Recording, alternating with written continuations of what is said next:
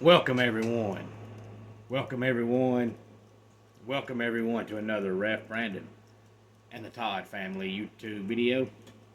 Wherever you are, whatever you may be doing, thank you so much for making Ref Brandon and the Todd family a part of your day. We always greatly appreciate it. Happy Monday to everybody out there. Today I want to talk some WWE Bad Blood, which of course took place Saturday night in Atlanta. I didn't talk about it yesterday because, of course, it's college football day, but also I know a lot of people watch college football live and then you go back and watch wrestling later. So I wanted to give some people that didn't watch it live a Saturday night some extra time to watch it.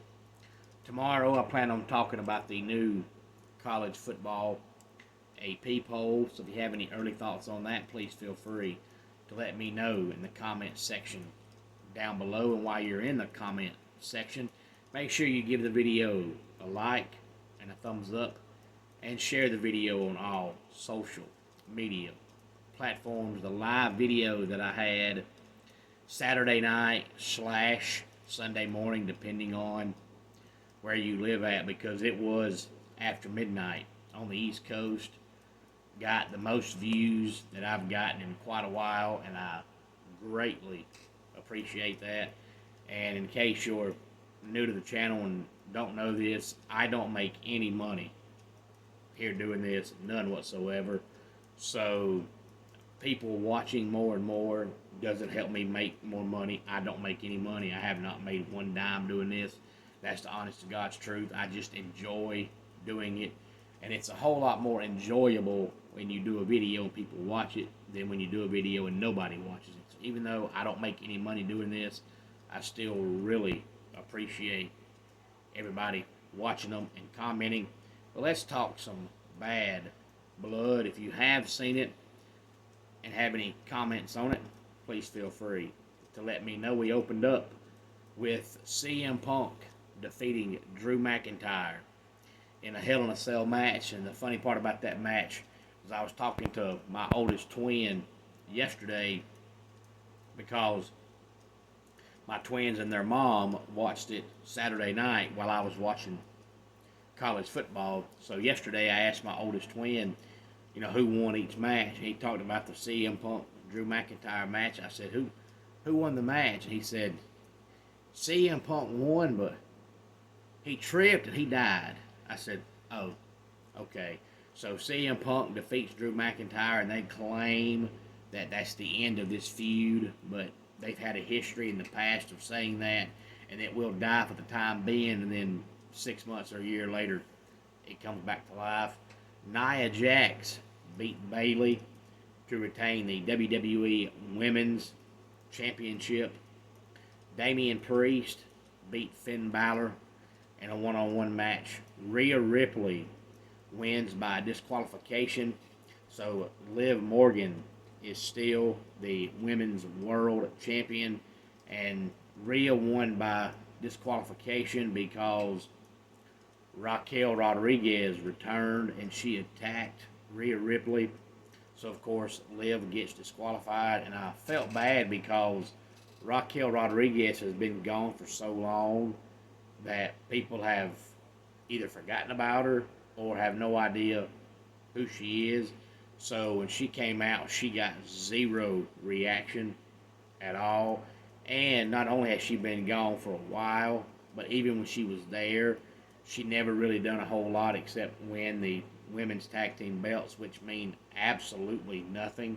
So they bring her back, and I guess they're trying to put her in a main event feud with Rhea Ripley, and she got no response. But she's been out so long, but she couldn't help it. She's got some kind of skin condition and skin disorder that has been preventing her from wrestling. So she hasn't been like really physically injured. She hasn't been out because they had nothing for her. She hasn't had any kind of family issues. She just has a skin condition that was keeping her from wrestling. If you recall, she was in the Royal Rumble and she looked bad. I mean, she looked sickly at the Royal Rumble. and then they bring her back Saturday night. So hopefully she's fine now, but it was something she couldn't help. It wasn't something that happened in the wrestling ring. It had nothing to do with wrestling. So hopefully she's back for good. And then the main event, Cody Rhodes and Roman Reigns beat the Bloodline. After the match, The Rock returned, but he just stood on the stage and didn't say anything. So now people are left wondering, whose side is he on now that you have Roman Reigns on one side and the Bloodline on the other side. What side is The Rock on? I guess we'll find out in due time. I've said numerous times here on the channel that this Bloodline storyline is probably going to last 2 more years. So they just keep adding layers and layers to it. But it's amazing if you're a longtime wrestling fan and you've seen Roman Reigns wrestle, how good he has gotten. Because back in the day when he was the big dog, I couldn't stand him. He was an awful wrestler. All he could do was get in the ring, do that one big punch and a spear, and that was all he had. And I was like, oh my gosh, this guy's terrible.